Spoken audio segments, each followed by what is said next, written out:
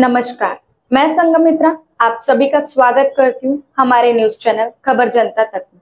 अफवाह नहीं हकीकत बयां करते हैं हम। आइए देखते हैं आज की खास खबर।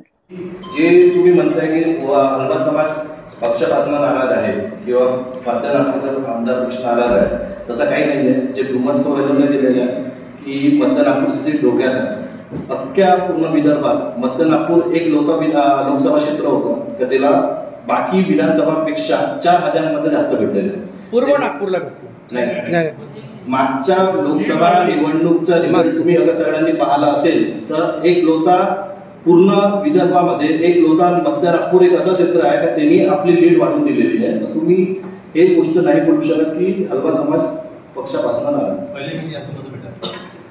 राज ठाकरे के नेता मनसे के नेता ने कहा है कि अल्पसंख्यकों महिलाओं को इस योजना से दूर रखा जाए। ऐसे में भारतीय युवा मोर्चा की क्या भूमिका रहती है?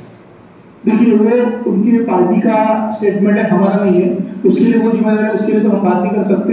लेकिन कोई भी समाज का आदमी हो, कोई धर्म का आदमी हो, कोई धर्म हमारी बहन हो, हमारा उद्देश्य है, युवा मोर्चा का उद्देश्य है कि सबको सभी योजनाओं का लाभ मिलना चाहिए। कौन क्या बोलता है इससे हमारे को, कौन से पार्टी का आदमी क्या बोलता है इससे हमारे पार्टी का आदमी ने अगर ऐसा कुछ बोला रहता तो हमने ये एक्सेप्ट किया रहता। लेकिन वो मन से क्या है तो हम उसके बारे में नहीं बोल सकते। युवा मोर्चा की और भारतीय जनता पार्टी की हमेशा कोशिश रहती है कि सभी समाज को, तो किसी भी समाज का हो, किसी भी जात का हो, किसी भी धर्म का हो, किसी भी पंथ का हो, हमेशा सबको साथ लेकर, हमारा पहले से नारा है सबका साथ सबका विकास सबका विश्वास। इसी नारे के साथ हम सबको सभी समाज को साथ में लेकर, सभी महिला बंधु को साथ में लेकर सभी योजनाओं का लाभ कैसे मिले, वो इस योजना के लाभार्थी कैसे हो, इसका हमें हमेशा हमारा कोशिश रहता है, हमारा ये रहता है कि उनको मिले। और आपका जो सेकंड क्वेश्चन था कि युवाओं को जो रोजगार, हमारा युवा मोर्चा और हमारी भारतीय जनता पार्टी हमेशा कोशिश करती है कि युवाओं को रोजगार मिले। बस मुझे आपके माध्यम से इतना ही बताना है कि रोजगार नागपुर में भी उपलब्ध है, रोजगार मुंबई में भी उपलब्ध है, रोजगार पुणे में भी उपलब्ध है।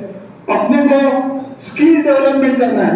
जो आज के युग में जो स्किल की नीड जॉब सेक्टर को है, वो स्किल डेवलप नहीं होने की वजह से ऐसी रूमर्स फैले गए कि जॉब अवेलेबल नहीं है।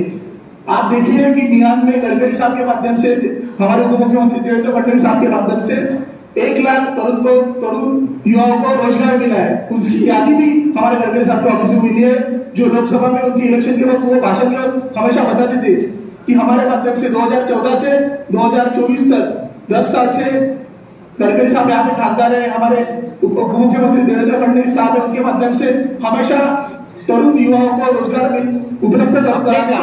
आपने कहा 1 लाख युवाओं को रोजगार बिहार में मिला है, ये गलत बात कर रहे हैं। क्योंकि हमने गडकरी साहब से पूछे थे इस सवाल को, तो उन्होंने जवाब दिए थे कि ऑफिस में है लिस्ट। जब हम गए वहां पे तो ऑफिस में लिस्ट नहीं थी।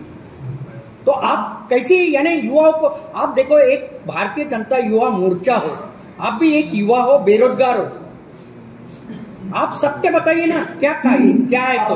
अगर आप मेरा नंबर ले लीजिए, मैं आपको लिस्ट अवेलेबल करके दूंगा। 1 लाख कौन से लोगों को नागपुर से, यानी नागपुर शहर, नागपुर ग्रामीण में रहने वाले लोग हैं। 1 लाख की लिस्ट बताइए ना, कौन सी है तो। हाँ, मैं आप मेरा नंबर ले लीजिए, मैं आपको लिस्ट अवेलेबल करा दूंगा। नाही बरं ठीक आहे, दुसरा प्रश्न घेतो।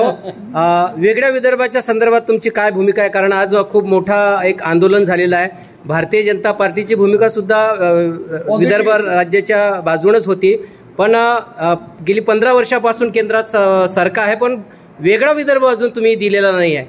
या संदर्भात तुमच्या युवकांची काय भूमिका आहे? भारतीय जनता पार्टी, भारतीय जनता युवा मोर्चा म्हणून वेगळ्या विदर्भाला नेहमी आमचं समर्थनच आहे, आम्ही त्या समर्थनातच आहे।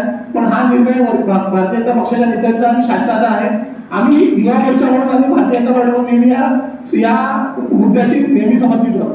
आपका समर्थन है कि वेगळा विदर्भ झाला पाहिजे। जुड़े रहिए हमारे साथ और देखते रहिए खबर जनता तक। अफवाह नहीं हकीकत से रूबरू कराते हैं। लाइक सब्सक्राइब अवश्य करें। धन्यवाद।